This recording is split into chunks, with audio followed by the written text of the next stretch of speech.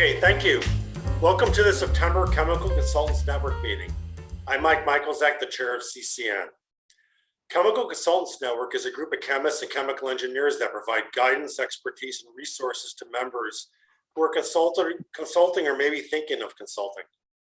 We're a topical group of the Philadelphia section of the American Chemical Society, and we hold monthly meetings on topics of interest, today being one of them. And for $35 per year, paid members can create a web page on our website to attract potential clients.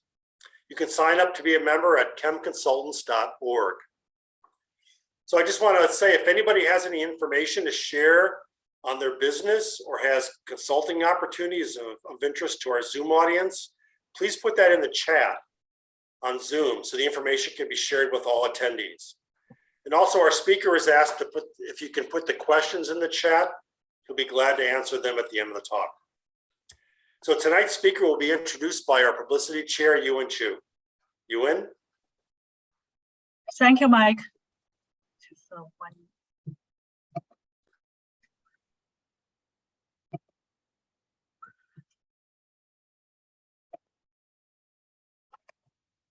Okay. Thank you, Mike. Good evening, everybody. Tonight belongs to Mr. Marc Kramer.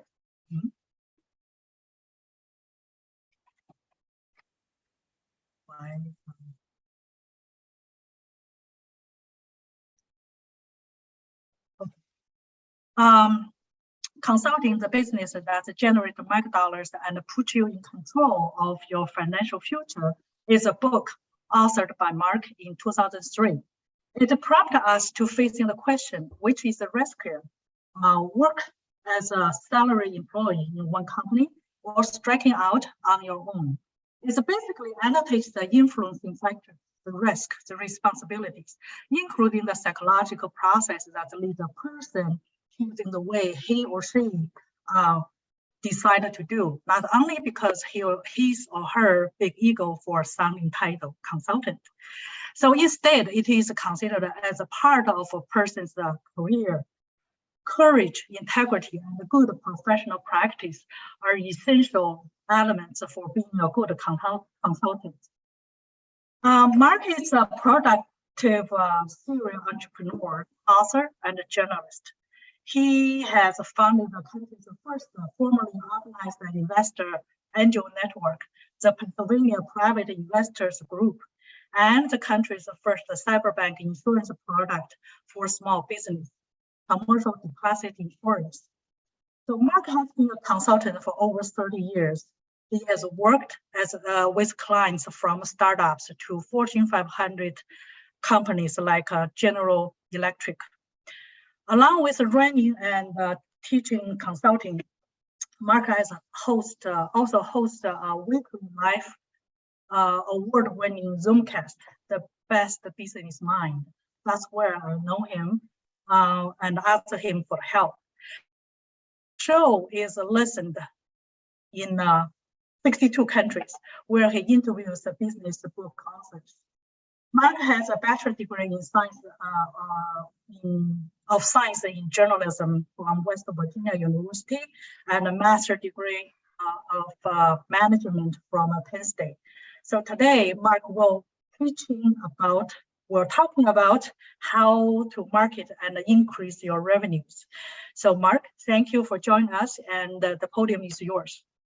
Please. Wonderful. Thank you so much for having me. And I'll need you to turn that back to me. Wonderful. Thank you very much. Make sure everything is working.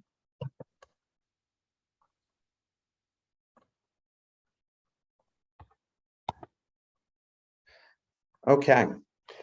So thank you very much again for having me. And I'm going to talk about today about trying to start a six-figure consulting practice from your couch. I've been a consultant for over 30 years. I've been able to work anywhere in the world. And I think today, especially after we've gotten through the pandemic, this has been great to be able to go anywhere and work anywhere. I had a home in Central America for 15 years. I was married to somebody from Central America. And being able to take our kids and work anywhere I wanted to work, when I wanted to work, has been a great thing. But I think even more importantly for all of us is that I'm 61 years old. When I was in my 20s, you could pretty much count on that if you worked for a big company, that you could stay with them for the rest of your life. In fact, for those of us who are over 50, if you left a company and you worked for more than 2 people in your lifetime, you were a job hopper. Today, of course, there's no guarantees whatsoever that any company, no matter what the size is that going to keep you. And so hence I wrote this book. It's one of 6 books I've written, which was how do you control your financial future and how do you make sure that you control your life as a professional? Because at the end of the day, you want to know that nobody can fire you but you. You want to know that if you work really hard, that the chances of you losing your job are going to be essentially next to none, that the only person that can really fire you is your clients if you don't do a good job. And that's a different set of problems altogether. So working from home, this was my English bulldog, Roxy, and she was the chairman of the board. And Roxy passed away last May, but I rescued her and I had her for 6 years. And I have to say, being able to work from home with her sitting on the couch next to me was a great thing. And I miss her every day because she was great company, but we used to call her the serviced dog because I would have to service her and essentially I was working for her. So should you become a consultant? What should you be thinking about? Some of you are consultants already. Some of you are thinking about, do you really want to be consultants, and how can you make that work for you? Because a lot of times, a lot of people are very good technically, and they really have great expertise, but they really don't know how to build a consulting practice. So the reasons for and against becoming a consultant before you do this, and you can do it part-time or full-time. Control your financial future, control of your time, which is great. There's no cap on your income, which I found from working for other companies that there's a cap on what you could possibly make. Determine who you work with. Sometimes you're assigned people that, or you work with people in an organization thinking the last thing I'd ever want to do is work with these people. Certainly as a consultant, sometimes when you need income, you have to make the hard choice of, do I really want to work with this person? And because you need the income, you end up working with them. But at the end of the day, it's still your choice. And I find as a consultant super intellectually interesting, and I learned so many things about all types of things about business. And as a consultant, you end up becoming expert in more than just your area of expertise. Of course, the downside is there's no consistent paycheck. You have to market and sell yourself. And I think that's what consultants hate the most, especially people who are experts in that technical area. The idea that they have to go out and network and bring in clients, of course, is something that they haven't been trained for, don't necessarily like to do, but it's kind of the necessary evil in order to survive as a consultant. Having to get the clients, having to collect the money. Nobody likes collecting the money from people that owe them money. You know, you just want to do the job, but collecting money also causes a lot of angst when you have to do that. Having to buy your own health insurance, all of a sudden you're spending $1,000 a month that the company used to provide for you. So that's a big change for you. Having to do your own accounting. You can hire outside bookkeeper, but you basically find it's a lot less expensive for you to do it yourself while you're watching a football game or a movie and using one of the accounting software packages, or in my case, I just use an Excel spreadsheet to do this. So 10 reasons I became a consultant was I found it intellectually interesting. I like working with a variety of companies. Most importantly, it's helping people. It's never about money. And most people, and you've seen studies about this, people enjoy jobs that they feel fulfilled. Most people like helping people, and you can get paid a lot of money, but if you're not enjoying it, it doesn't mean anything. Consulting does pay well. I've had great years. I've been very fortunate to be able to put my kids through college without them having to spend any money on tuition, room, board, travel, anything. Been able to see a lot of the world because it paid so well.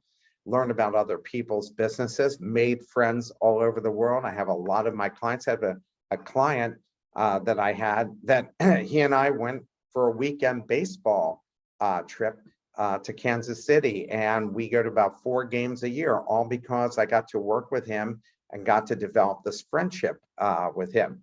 I like the idea of working from home. I like that if I want to go sit at Starbucks, or I want to be in front of my TV set with Blue Bloods playing in the background or listening to NPR, I can go do it. If I want to go and decide, and my daughter just did this, her and her husband, they have a global marketing practice. They decided for 2 days they were going to take a cabin in the woods that had Wi-Fi and work from a cabin on a mountain. So that's a really nice thing to be able to do. I like the travel. I get to travel a lot, visiting my clients. I've worked from everywhere throughout the Western Hemisphere. And so that's been good. And I like that it's a lifetime occupation that I think as we get older, we wonder, how much longer do we really want to work? And can I just work part-time? I have a lot of friends in their 80s and even 90s that are still doing consulting work because they want to feel engaged. You can only do so much golf. You can only do so much travel. So consulting gives you that opportunity. And now because of Zoom, you're able to do work for anybody, anywhere, anytime, and feel connected to them. What's the profile of your ideal client? It's really important for you to understand who exactly are you marketing to and if they're a big enough market. So what I like to do is you got to think about industry expertise. You know, what's your area of expertise? Now, all of you are something in the chemical field. And it could be marketing, could be sales, could be engineering. It's a whole bunch of different things that all of you have areas of expertise related to this particular industry. But you have to understand what size of company could afford you to do the work that you want to do for them, and how big does the company have to be in order for you to do apply your expertise in a meaningful way. And geography. Do you want to be able to get in the car and be able to go to them, or take a train and go to them? And do you think to yourself, I don't know if I want to be having to fly to go and see my clients. I have clients in Louisville and I'm fly down once a month and stay there for a week. I kind of enjoy doing that. But for some people, especially if you have kids or you have grandchildren, or you have a significant other, or you have some other obligations, geography may be really important to you. So you have to make a circle about how far are you willing to travel and who is in that market place that you're willing to travel to that fits the criteria of the ideal client for you. And the size of the potential projects. I have a friend of mine who does consulting for Fortune 500. She's not taking a project that's less than $100,000 a year, or it just doesn't make economic sense for her. I go and do marketing projects for people, and I say to them, listen, if it's not $5,000 a month for 6 months, I'm not sure that that makes good sense for me economically, and it certainly doesn't make good sense for you if you're not willing to be in it for at least 6 months, so we can make sure that what we're doing for you is actually going to go and work. So my project might be only $30,000, but some other people's projects might be even greater. I have a friend of mine who does cybersecurity consulting and insist on year contracts, and typically 10 to 15,000 a month for their contracts.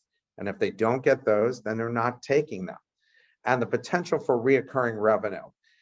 You need to know, hey, can I get a reoccurring revenue client from this, or can I create something that could be reoccurring revenue? So for instance, I've created Consulting University, teach people how to be consultants, because I like the idea that I could go and create something that people could download, use, and then I can work with them one-on-one after they watch the tutorials.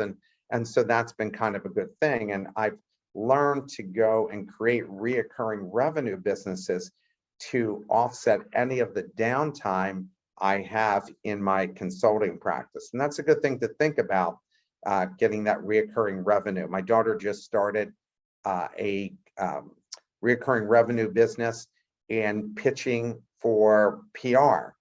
And I forget what the name of the business is called, but she gets $5,000 a client. just to do one press release. And she's been super busy since she started this a couple of months ago.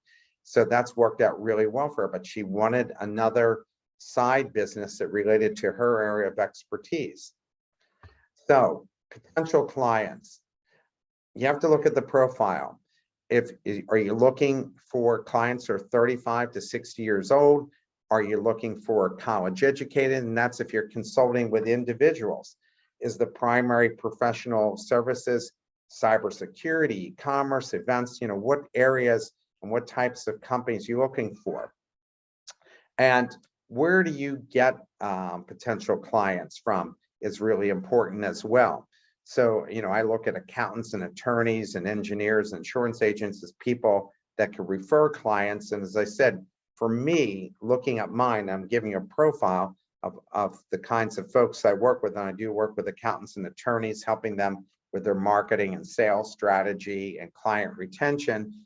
But for me, I don't want to drive more than 2 hours typically, even though I have a client in Louisville. And that came from a client in Florida that asked me to work in Louisville. And I like the idea that I can be connected to clients anywhere. I had a client in California for 5 years that I never met. They read one of my books, hired me to write business plans for them, which is part of my consulting practice. And for 5 years, they sent me a steady stream of 3 to 4 business plans a year at $15,000 a pop. So I was very fortunate to have met them and getting that kind of client. Is there a market for your services? So how can you find out if there's a market for your services? Well, in your case, you've really narrowed it down because you're working in a specific field, in the chemical field.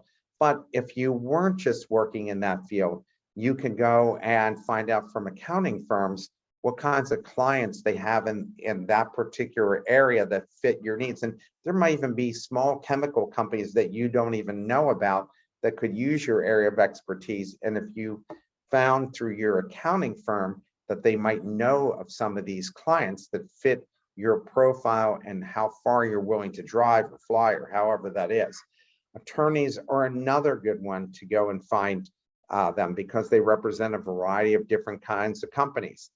I talk to the chambers of commerce and I tell them, here's the profile of the kind of clients I'm looking at. Do you have anybody that fits that? Economic development authorities. There's an economic development authority in every county in the United States.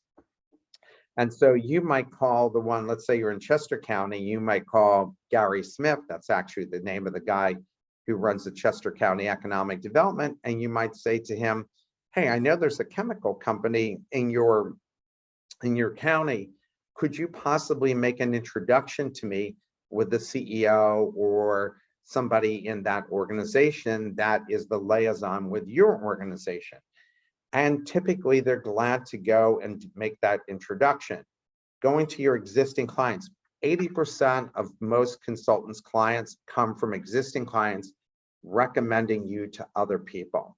And that is really key because those people who keep recommending you also are making an endorsement that they think what you do is really well done and that you're very good at what you do. Insurance brokers deal with a cross section of companies, and you can ask your insurance broker, do you handle anybody in my particular space? And could you make an introduction? Regional trade associations are great. You can do a Google search and find out who is there. I'm often surprised when I do a Google search that I had no idea certain companies were in my region, and I go after them. You can join meetup groups and use the US Census. So those are good places to be able to go and develop both your profile and develop a list of who the companies are. And if you go to your library, which usually has a computer connected to a database that can give you the names of the companies and profile of them, the contact information, you should definitely take advantage of that. So how did I determine that there was a market? I conducted a survey for when I was looking to start my marketing practice. And I asked companies, do you use this kind of service? How do you use it? Do you outsource it? What do you typically spend on it? And do you need any help right now? And I found that surprisingly, when I did that, I actually got clients from it, from people saying, yeah, I need that kind of help. Here's what I'm looking for. Can you provide this? I looked at the census and said, is there enough of the type of companies I'm looking for in the Philadelphia area that I would go, or Chester County or whatever, because you can get census information for every county in the United States by going to the US Census website. And of course, one of the things that people forget is email your personal contacts. You know, you have people who follow you on Facebook, family and friends, letting them know you've started this. You're on LinkedIn, you put mention on LinkedIn that you've started this consulting practice, or the fact that you are looking for this type of client. And people are more than glad to help. And when I started, now I started mine in the 90s, but when I reached out to people and told them that I was starting a consulting practice focused on developing business sales, operating and marketing plans, within 60 days, I had 2 good leads. One I closed on right away. Within 5 months, I was actually making more money than I was making as an executive director of a sizable trade association, which was paying me at that time, the early 90s, $175,000 a year, which was really good money at that particular time. So that worked out really well. But again, using your personal contacts, people all of a sudden say, oh, I know people in this organization that could use you. My company can use you. When I announced to all my friends, my best friend said, it's funny you should want to start this practice, because he was chief medical officer of this sizable organization, is actually looking for somebody to write a business plan for a new venture. And I ended up with a $30,000 client from him. So letting people know that this is what you're doing opens up doors for you. Initial costs for starting a consultancy. It's not that expensive to go and do, right? You already have a laptop. Almost nobody doesn't have a laptop. You get business cards, and they don't have to be fancy. They just have to be basic and tell your basic information about what your company is, what you do, what your email address is, telephone number. It doesn't even have to necessarily have your address. And if there's anything special you want to know, you can have on the card. And frankly, cards are very inexpensive, and I'll show you a spreadsheet about that. You already have a cell phone, so you don't need to purchase one of those, but it's part of the startup cost. And membership to target market association. So you might be doing different associations that you could network and meet the kind of people you're looking to meet. So the cost of doing this, you can go on Vistaprint and buy business cards for 30 bucks. I never spend a lot of money. I don't go for fancy designs. I just want something that's functional. And even though I'm a marketing guy, you would think I would want something creative. I don't. Domain names to go, only $10 to buy a domain name. Actually, somewhere even as low as $8 to go buy a domain name on GoDaddy or one of those. Website hosting and email, no more than $300 when you go to GoDaddy or some of these others. And they already have a template, so you can be up and running within a day.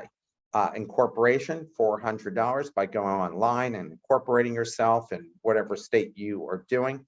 And when you're picking incorporation, you should always talk to your accountant about this, but you might pick your incorporation by the state that you're in if in fact you think you could go and get state grants, any kind of contracts with the state. All of those things could be really helpful to you. So think about your incorporation, but again, you can do all of that like actually within an hour. I've incorporated, and I've done that a dozen times. Constant Contact e-newsletter, 240 bucks a month, and you can have a newsletter that goes out to 1,000 people. And most of you will never exceed like 1,000 people. Now, in my particular case, I've got 10,000 people on my email list, so it costs me about $60 a month for me to use Constant Contact. But if you're doing 1,000, it's pretty inexpensive to do. You need liability insurance because you're always worried that somebody will sue you for something. Even if you were totally in the right, you still need to get the liability insurance, and you go to an insurance broker and you look for what might be the best fit for you, especially for your specialty. And it's going to vary depending on your specialty and the industry that you're in.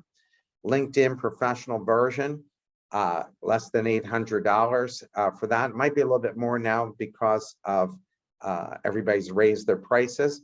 But I have to say, LinkedIn, utilizing the events space, writing columns on it, networking with people, going and putting in different types of industries and connecting with people, I found to be great. I've gotten quite a few clients from using LinkedIn. You don't really, LinkedIn's good for business to business.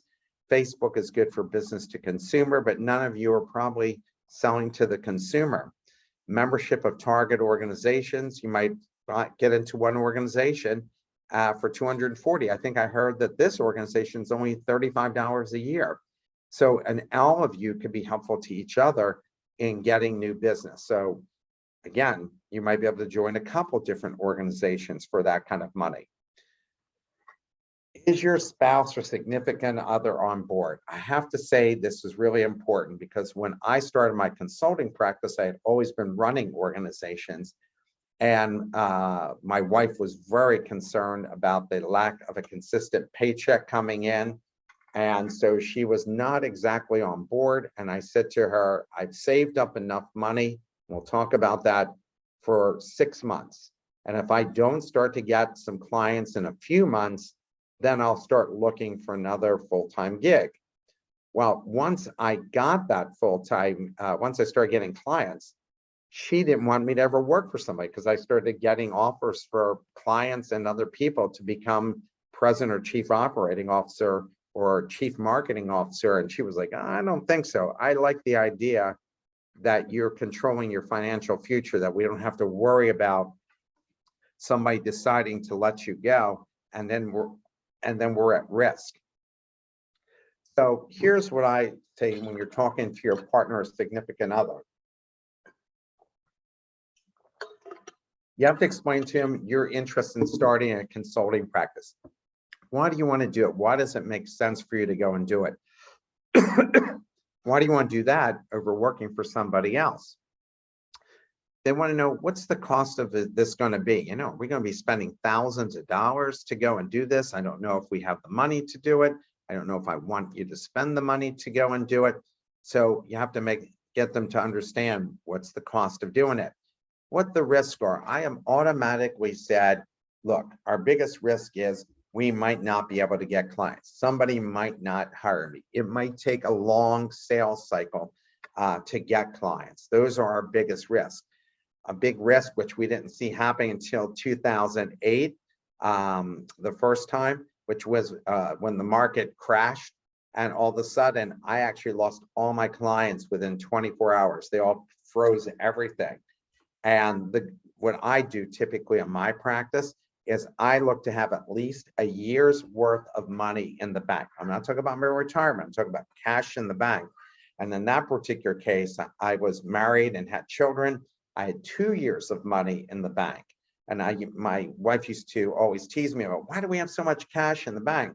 I said, you never know when things are going to go wrong. And it happened then. Of course, we saw with COVID, that happened again for a lot of people. So having cash in the bank is really important, especially if you're starting a consulting practice. Potential clients, they're interested in your service.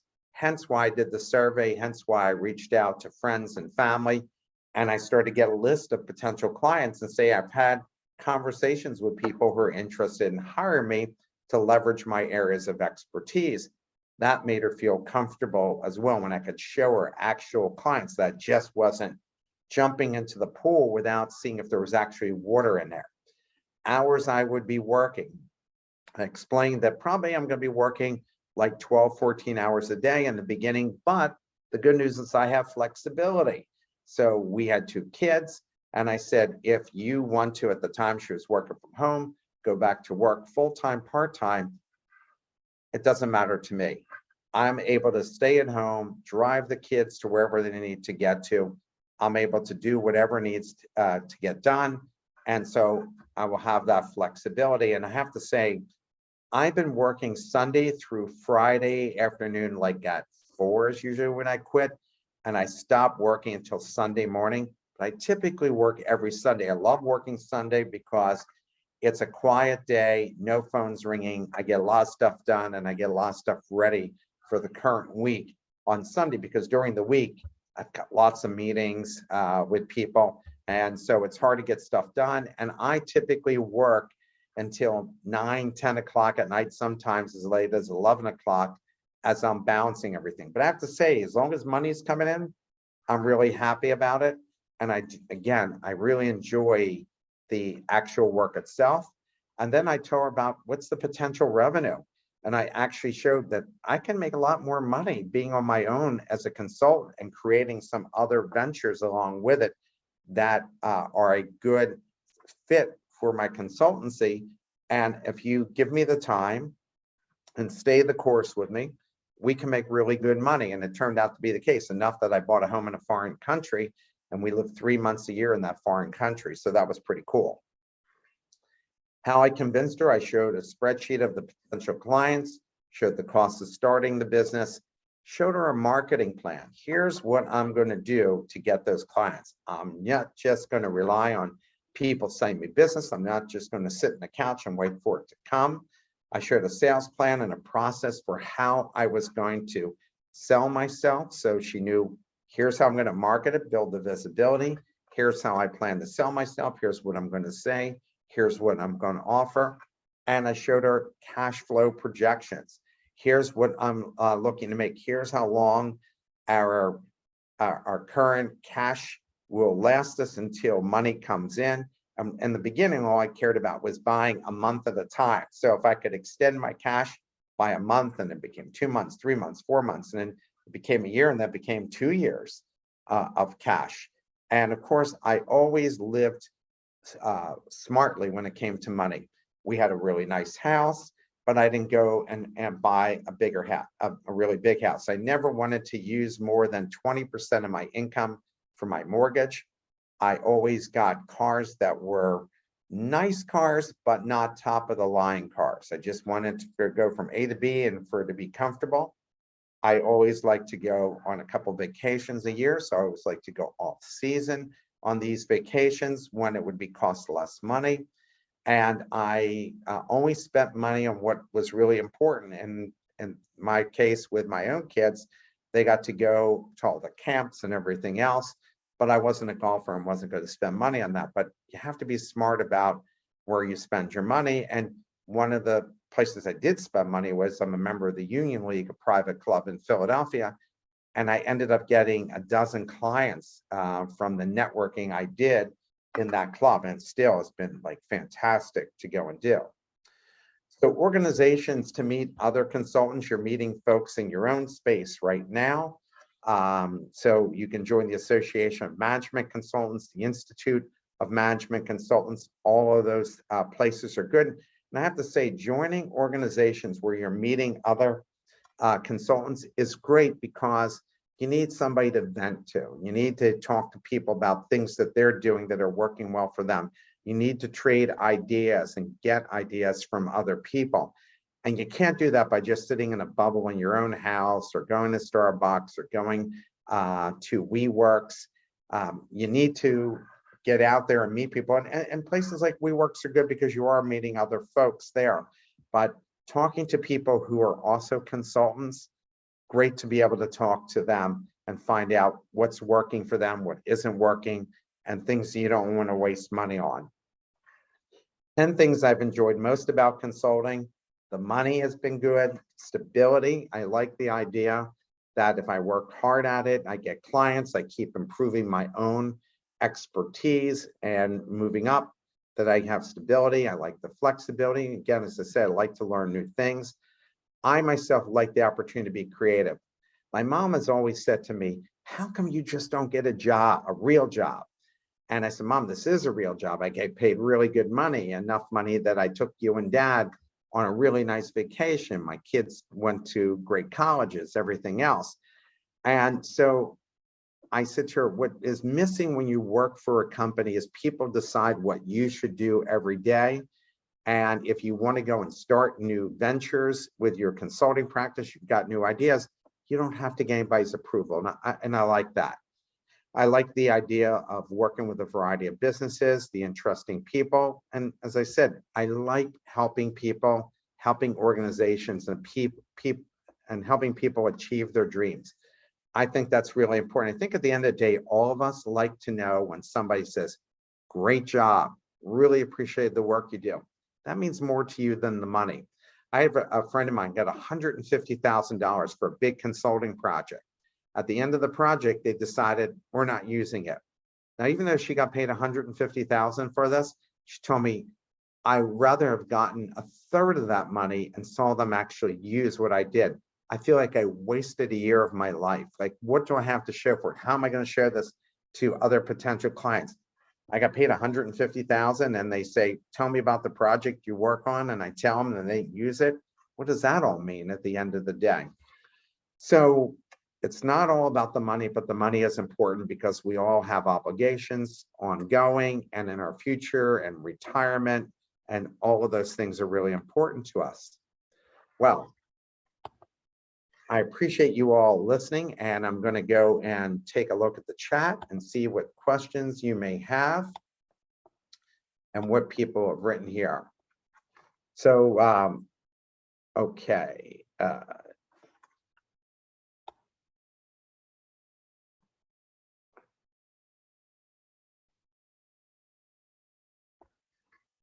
Okay, does anyone have questions for me? I see lots of comments that all of you can read. And I think that idea of using MailChimp, and I think Constant Contact also gives you up to 500 free contacts as well. So, and the MailChimp is very good. So if anybody has any questions, please type them into the chat, and I am glad to answer anything and everything. And even if you have questions on marketing yourself, I'm glad to answer those questions as well, because I use a variety of marketing tools to market myself. One of the things I started that UN can tell you about, because that's how we met, is I started a podcast called The Best Business Minds. And The Best Business Minds is something I started when COVID began in March of 2019. And I thought, what if I could do a podcast where I interview business book authors and people could listen to a live Zoom cast and ask the authors questions and have them type it in to chat. Actually, the first one we did, I just said, anybody have questions? And people started talking and it became chaos. So I decided we had to have people type in the questions. But I had a friend of mine, I taught 10 years at the Wharton School. She had taught at Wharton, now she's at Harvard. Her name was Dr. Laura Hung. She read a book called Edge, which was overcoming adversity, and people seem to need that. And we thought maybe 25 people would show up for the first one, because I asked her on a Thursday morning and we did it a Friday at lunch the next day. We had 172 people sign up and listen to that show. And as soon as the show was over, people were emailing me and said, when are you going to do the next show? So I did 2 shows a month for the first 6 months, but then I cut it down because I'm literally reading full books every single week. And so what I did was I read the books and I market, and we've won 2 awards. We have listeners in 62 countries. But what's been great about this is I've made amazing contacts that gotten me new business, and also allow me to open doors for my current clients. And I think that's probably been the biggest value, aside from me being able to ask these authors, because I'm reading business books anyway, whatever questions I wanted to ask them. So having that podcast gave me much greater visibility. I write a national column for American City Business Journals on my areas of expertise in marketing, sales, raising capital, and family business. That's been really valuable as well. I started another podcast called Stress Free Family Business, where I interview leaders of family businesses. So podcasting, writing columns, all of those things create visibility for you and help you get new clients. Even doing a newsletter where you interview your own clients will allow them to send out that information to other people because they were interviewed, and that will help you get new clients as well. So it looks like we've got some questions here. What's your biggest challenge? I think my biggest challenge is just like everybody else, and that is getting clients. no matter how good you are, you've got to get off the couch and network and continually feed the pipeline. And typically I take on more clients than I can handle. And I'm always concerned with making enough money to support myself for the long term. So I think that's always a challenge of mine, is constantly filling that pipeline, getting new clients. Okay. Can you please talk about setting your rates? How low versus how high should I charge?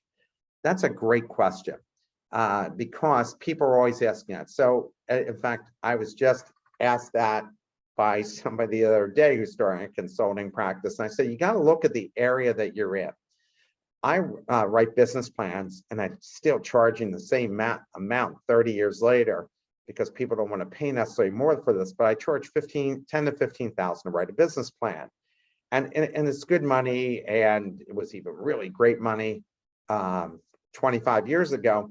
But I can, in Philadelphia, that's probably pretty much as somebody's willing to spend. Now, I did these for clients in New York, and the clients in New York were willing to spend $25,000, $30,000 on a business plan, because that market's different. But when I had a client in Sacramento, California, which is not LA, which is not San Francisco, no clients wanted to pay more than $10,000. So you have to take a look at what people are charging in the area, geographic area that you're in, and the industry you're in. And you can go online and look for that, or you can find a similar area to yours in another part of the country where you're not competing, or you can join consulting organizations and ask them if they've done a survey on this. Better to come in higher than lower, because for whatever reason, I had a client did pricing models for companies. And it turns out that when people see a lower price, they think the quality is not as good. You can always change your pricing, but you can't go from a low price to a high price, but you can always go from a higher price to a lower price by saying, I'll do this or I won't do that. And you can negotiate that. So the best way to go and find that information is to go online, see who your competition is, see what they're charging, contact trade associations, contact clients and ask them what they've been paying for that similar service. All of that will be really helpful to you. How much is too much to spend on marketing? Well, I think you have to figure out first, and this is what I tell all my clients, figure out first what tactics will be best used for your clients. Like I have a client now, and they talked about running ads. And I said, really, does running ads actually work for this particular space? Let's go and interview some of your clients and find out what marketing tactics work best for them. And I have to tell you that when I survey my clients, and I do like a lot of telephone interviews for my clients, and I'll ask their clients, what's the best way to market to you? And they'll give me some answer like, oh, email marketing, sending me emails, whatever. Then I asked them 3 questions later, if you were in charge of marketing, what would you do? 99% of the time I get the best answer, and they say, oh, here's what I would do. This is what I'm really interested in. I read these email newsletters, I read articles, I read this. I like hearing Zoom interviews, whatever that may be. So you have to talk to your audience and ask them what things do they read and look at, and then you can figure that out. You know, like one time I bought space at a trade show. It ended up being a total waste of money because none of my clients even cared about that trade show. So you have to be smart about it, and your clients and prospects are the best people to answer that question for you. And if I'm doing the marketing plan for somebody, I go and say, let me go and talk to your audience and find out what's the best way to market to them. What do you find the best venue for identifying and landing clients? I find, depending on the industry, let's say you go to a trade show in the chemical space and you're networking with people there, or you're belonging to a regional trade association. I find that unless you can physically get in front of people and hand them your business card and get to know them, and I wrote a book, my first book was called Power Network. I wrote it from McGraw-Hill.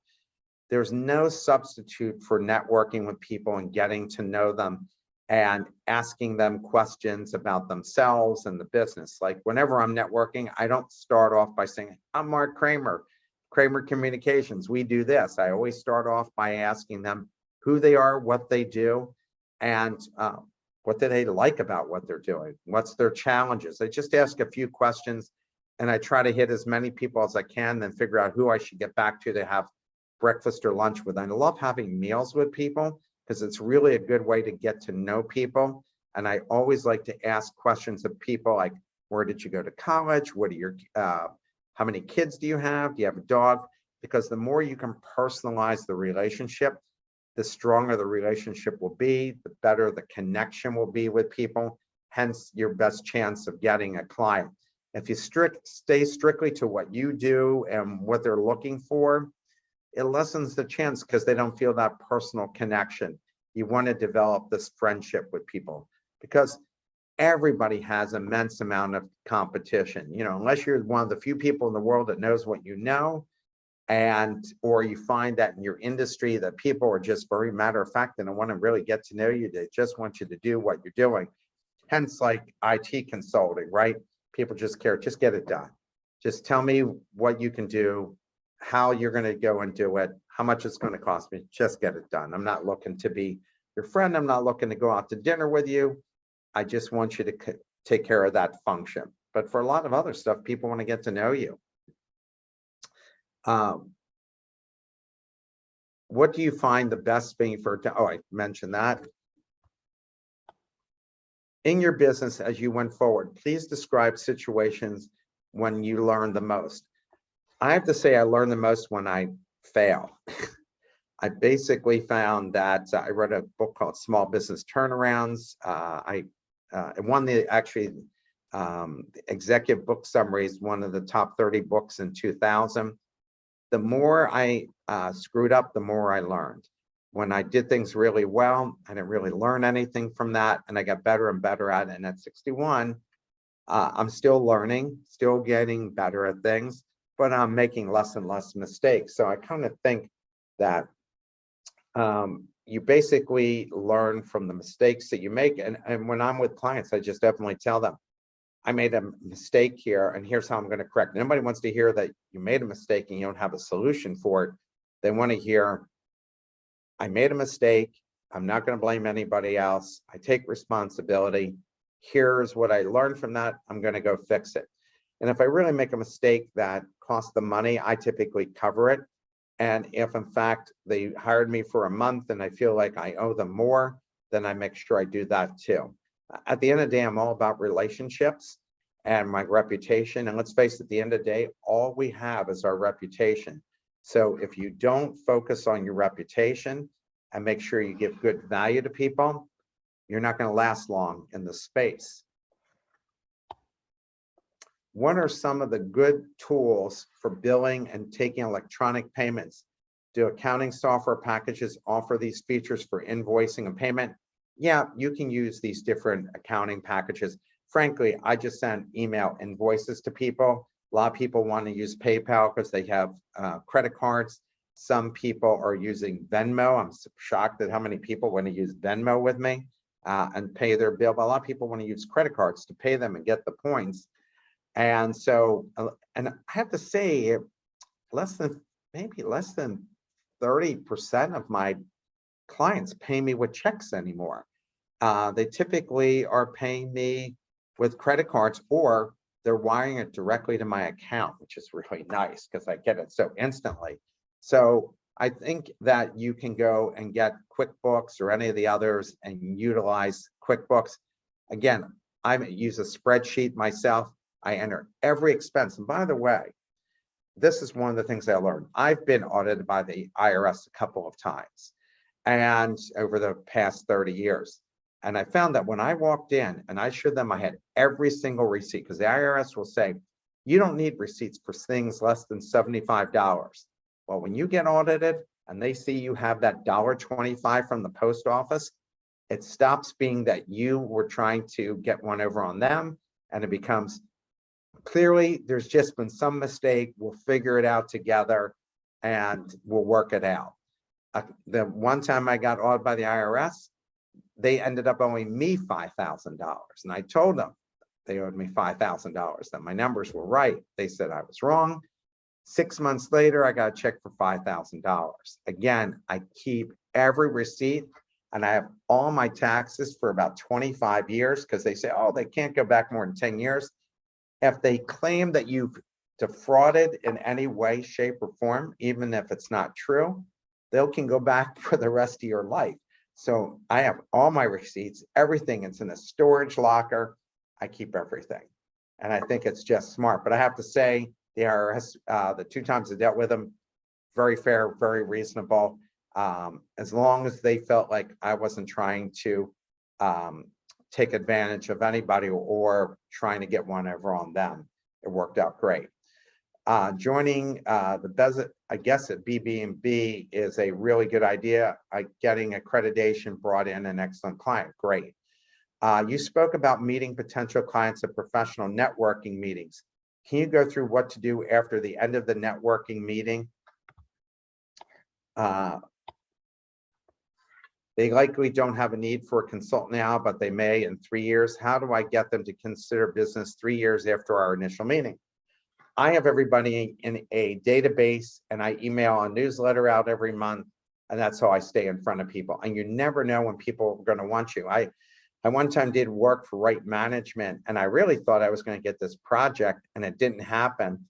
And then a year and a half later, I got a call from them saying, we're ready. It came out of the clear blue. I'm like, damn, that was great. I got out of the clear blue. And I ended up doing like 3 projects for them. So that came in really handy. I once had a client that they kept getting my emails, and then finally they said, because what I do is I send out email newsletter, I send out articles. Actually, I send out articles every week to a group of people that I've done work for in the past.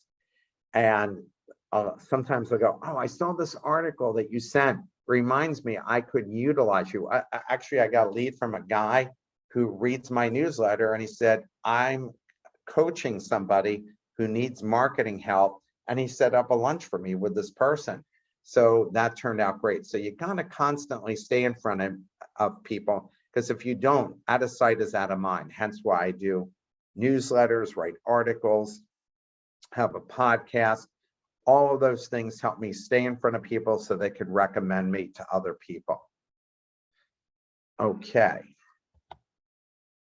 How do you determine the pricing levels for a given project? I work by the project. I don't charge by the hour.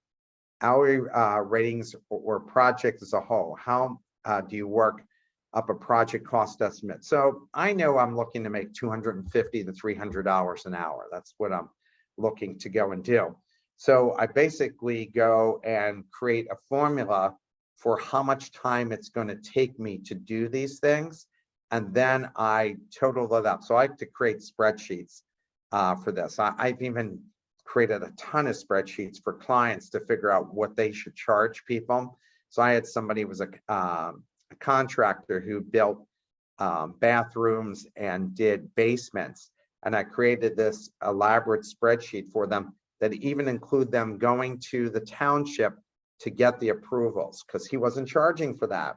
He wasn't charging for actually going to Lowe's and ordering this wood and picking it up. He was just charging for the actual work he was doing. So I said, show your clients this spreadsheet and show them, here's everything you want me to do. Here's how much time it's going to take. Here's what my hourly rate is, plus 20%. I need to be able to make that in order for me to pay my bills. And when they see that, this client told me, so when he showed them that, some of the clients said, okay, I'll go pick up the wood. I'll go pay for this. I'll go to the township. I'll do this. Great, because all I really want to do is the actual work. So you can save yourself a bunch of money by me not doing this.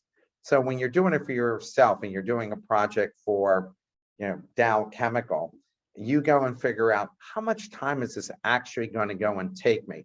And you have to include, if you're going there, drive time to get there, drive time to get back. All those things have to be, if you had to do any research before you went there, you got to include that time too, because you're selling time that you can never get back. Right now, every time I'm talking here, right, That's time I'm never going to get back. So I love talking to you all, and maybe somebody's going to want me to coach them for consulting. So this has been a great opportunity to raise my own visibility. So that's worked out very nicely. But you really have to think about how much your time is worth and all the things that are going to take place in order for you to do that work. Really, people, I did one for a doctor's consulting practice, and they were losing money. And then I said, are you charging for the time to go there, the time to get back? Are you charging for the work that you're actually doing to prepare for all this? Yeah, I'm not charging for any of that stuff. Well, you got to do that because that's all you have to sell. It's not like you're selling software or you're selling games online where all you have to do is build it, market it out, and people use it. I had a company that I created called Expert Speakers. I took my own speaking and said, I'm sure lots of consultants would like to go and use speaking as a marketing tool. So I created, first it was called freespeakers.org. And people say, oh, that's cool, these companies, but I don't want anybody who's willing to speak for free. Do you want to pay them? No, I don't want to pay them, but I don't want to be going to a site that says free speakers.